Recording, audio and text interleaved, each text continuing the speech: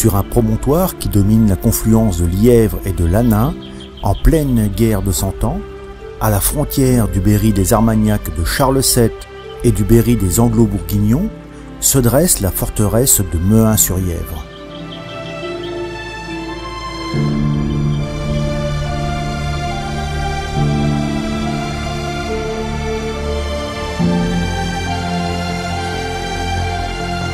France, 1356, à la bataille de Poitiers. Le roi de France, Jean II le Bon, est capturé par les Anglais. Fils du roi de France, donné en otage en échange de la libération de son père, Jean de France, duc de Berry, retenu captif outre-Manche pendant plusieurs années, se voit attribuer en apanage le fief de Mehun-sur-Yèvre en 1360. Jean de Berry, qui avait plus la fibre des lettres et des arts que celle de la guerre, lança un grand programme de relooking architectural de sa forteresse de Mehun.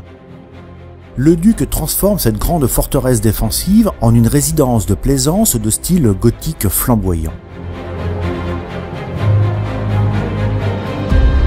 Doté des plus somptueux décors de son époque, le chantier était vertigineux. L'édifice atteindra 60 mètres de hauteur.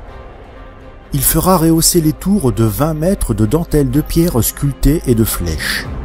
Il déplacera l'entrée du château et l'équipera d'un pont dormant. Et il édifiera même une chapelle, elle aussi de 60 mètres. À la fin de la guerre de Cent Ans, les Valois préféreront le Val-de-Loire, délaissant le Berry et la forteresse de Mehun.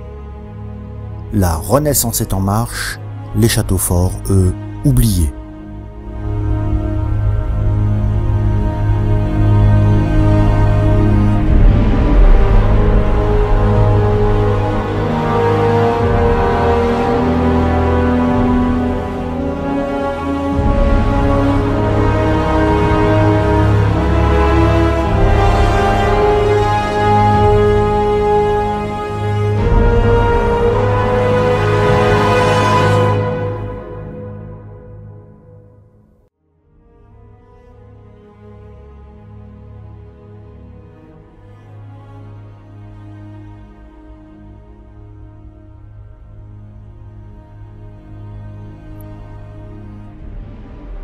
La foudre, les incendies et les pillages auront raison de ses tours, ses flèches et ses murailles.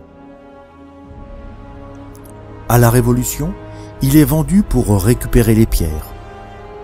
De cette somptueuse forteresse, il ne reste aujourd'hui que ces ruines qui portent la nostalgie des très riches heures du duc de Berry.